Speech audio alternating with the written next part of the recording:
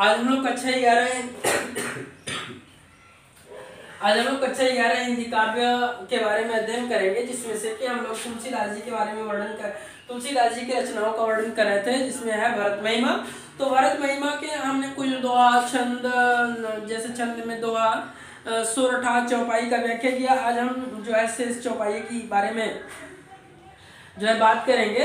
तो चौपाई इनका इस प्रकार से है, क्योंकि हमने 9वां दोहा आप लोगों को बता दिया था कि नाथ साथ मुनिनाथ के मातु सकलपुर लोग सेवक सेनब सचिव सब आए विकल वियोग। तो प्रभु रामचंद्र जी के साथ, प्रभु रामचंद्र जी के पास में भरत जी के साथ जो है माता और संपूर्ण अयोध्या के लोग सहित सेवक, उनके जो दास थे, सेना थे, मंत्रीगण थे, सब लोग प्रभु के वियोग से व्याकुल होकर के मनाने के लिए जो है चित्रकूट में पंचवटी की कुटिया में उपस्थित हुए हैं। उसी का वर्णन यहाँ किया जा रहा है। कहता है सील सिंधु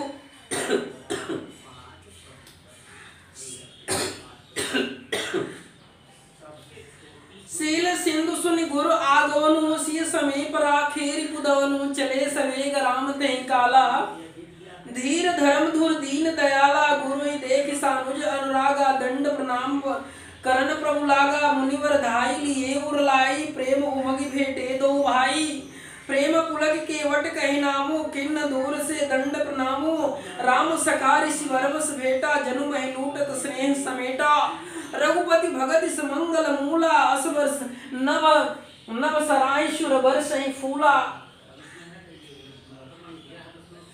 यही सम निकट नीच को उनाई बड़ वशिष्ठ सम को जग माही जय लख लखनऊ ते अधिक मिले मुदित मुनिराव सो सीतापति भजन को प्रगट प्रताप प्रभाव। तो वर्णन कर रहे हैं कि सील सिंधु सुनि गुरु आगवनु। सील सिंधु, सिंधु सील के सिंधु, सील के सिंधु, तो सील का मतलब सुशीलता के सिंधु, और सुशीलता को हम ऐसे भी बोल सकते हैं करुणा के सिंधु। सिंधु को हम सागर भी बोल सकते हैं, तो ऐसे भी कह सकते हैं कि करुणा के सागर प्रभु रामचंद्र जी। तो सील सिंधु गुरु आगमनु, सील सिंधु करुणा के सागर प्रभु रामचंद्र जी गुरु आगमनु, गुरु के आगमन के समाचार को सुन करके, गुरु के आगमन का समाचार सुनकर, गुरु वशिष्ठ जैसे गुरुओं के आगमन का समाचार सुन करके असीय समीप राखे रिपु दवनु। सील सिंधु सुन गुरु आगमनु, सील के सिंधु करुणा के सागर प्रभु रामचंद्र जी गुरु के आने के संदेश को सुन करके असीय समीप राखे रिपु दवनु, सीय के समीप सीता जी के पास शत्रुघ्न जी को रोक करके, सीय समीप राखे रिपु दवनु, सीता जी के पास शत्रुघ्न जी को रोक करके चले सवेग राम तेहि काला धीर धर्म धुर दीन दयाला। चले सवेग राम तेहि काला, तेहि काला में उसी समय धीर धर्म धुर दीन दयाला, धर्म के धुरंधर, धैर्य को धारण करने वाले धर्म के धुरंधर प्रभु रामचंद्र जी उसी समय चले सवेग, अत्यंत वेग से गुरु जी के आगमन में जो है उठ करके चलना प्रारंभ कर देते हैं। अब गुरु ही देख सानुज अनुरागे, गुरु ही देख सानुज अनुरागे दंड प्रणाम करण प्रभु लागे। गुरु जी को देख करके प्रभु रामचंद्र जी और उनके छोटे जो भाई लक्ष्मण जी है अत्यंत अनुराग से उमड़ करके, अत्यंत प्रेम से उमड़ करके, अत्यंत प्रेम से उमड़ करके दंड प्रणाम करण प्रभु लागे। प्रभु जो है गुरु जी को दूर से ही दंडवत प्रणाम करने लगते हैं। मुनिवर धाई लिए उरलाई, और जब गुरु वशिष्ठ जी जब इस तरह से दंडवत प्रणाम करते हुए प्रभु और उनके अनुज लक्ष्मण जी को देखते हैं तो धाई लिए, मुनिवर धाई लिए उरलाई, मुनिवर गुरु वशिष्ठ जी दौड़ करके जो है प्रभु रामचंद्र जी को और लक्ष्मण को उरलाई अपने हृदय से लगा लेते हैं। पर मुनिवर धाई लिए उरलाई, और प्रेम उमगी भेटे दो भाई, और प्रेम से उमड़ करके, अत्यंत प्रेम से एकदम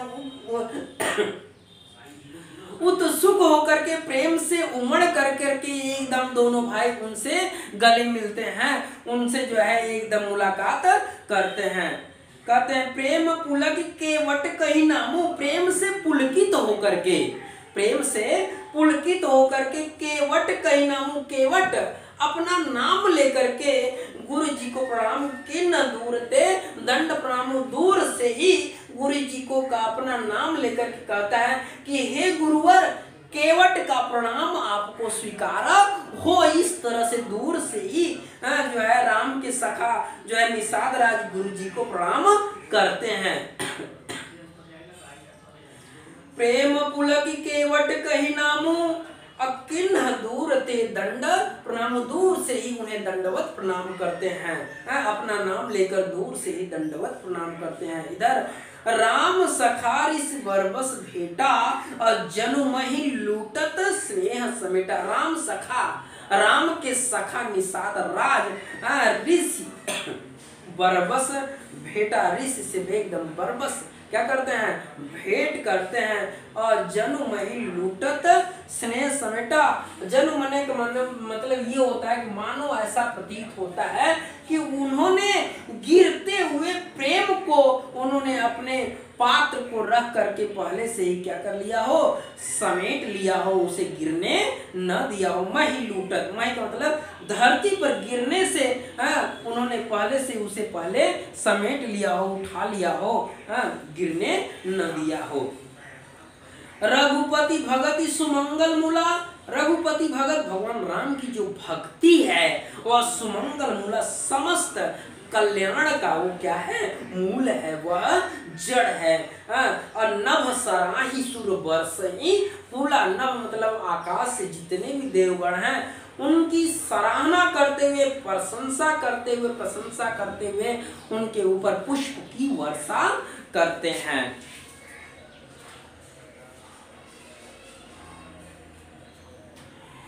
यही सम निकट नीच को नहीं, तुलसीदास जी कहते हैं कि इस समय ऐसा वातावरण था कि यही सम निकट नीच को नहीं, कि इस संसार में इस समय ना तो कोई ऊंचा है और ना तो कोई नीचा है, ना कोई छोटा ना कोई बड़ा।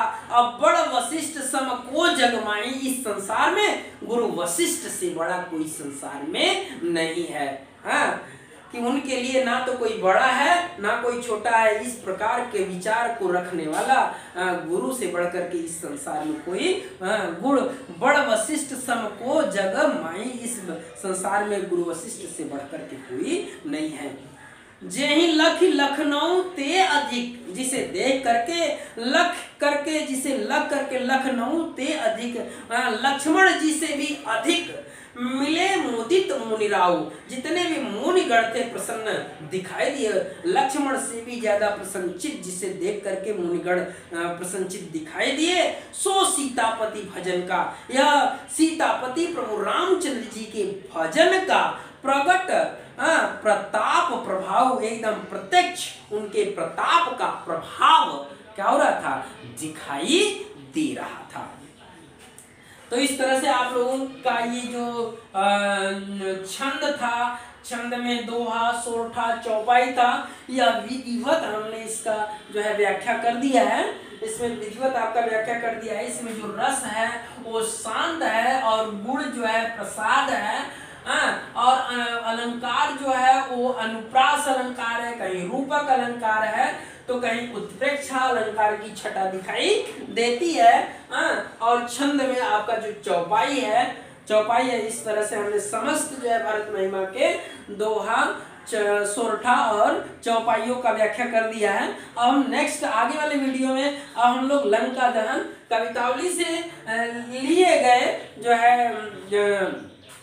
चौपाइयों की व्याख्या करेंगे, जिसमें से कि लंका दहन है। लंका दहन के बारे में हम कल के वीडियो में व्याख्या करेंगे, जिसकी स्टडी आप करेंगे। और शेष जो है आप अपने जो है इस चौपाइयों का अध्ययन करें। यदि इसमें कोई आपको समस्या दिखता है तो फिर आप हमें समाधान के लिए भेजें, हम आपकी समस्याओं का जरूर समाधान देंगे।